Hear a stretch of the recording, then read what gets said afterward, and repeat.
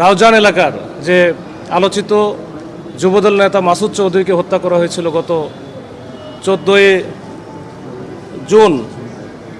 এই আপনারা জানেন সেখানে তাকে পাহাড়তলি এলাকায় প্রকাশ্য দিবালোকে দুপুরের দিকে দুপুর আনুমানিক 12টা বা 12:15টার দিকে কয়েকজন সন্ত্রাসী এসে প্রকাশ্যে একেবারে শত শত লোকের সামনে গুলি করে হত্যা করা হয় এবং সেই ভিডিওটা সব দিকে ভাইরাল হয়ে যায় এবং সেখানে কয়েকজনকে 4-5 জনকে অস্ত্র হাতে গুলি করতে দেখা যায়।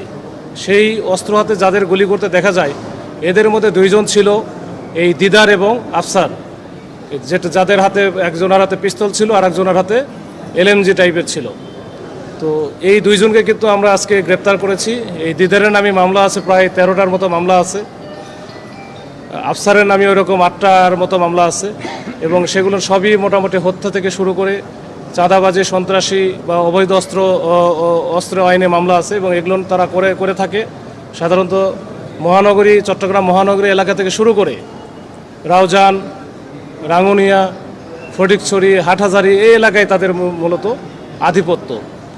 তো এই 2 জনকে আমরা গতকালকেই সীতাকুণ্ড এলাকার যে শীতলপুর নামক জায়গা আছে ওইখানে আমরা চেকপোস্ট বসিয়ে এই 2 জনকে গ্রেপ্তার করেছি এবং তাদের আগে আরও অন্য আরেকটা গাড়িতে হয়তো আরও অন্য সন্ত্রাসীরা ছিল, তাদেরকে আমরা আসলে একটা ধরতে গিয়ে আরেকটা আমরা মিস করে ফেলেছি। তো এইটাও আসলে আমরা তো এমনি বা হুট করে আমি ওইখানে গিয়ে চেকপোস্ট বসাইনি, নিশ্চয়ই এটা আপনারা বুঝতে পেরেছেন।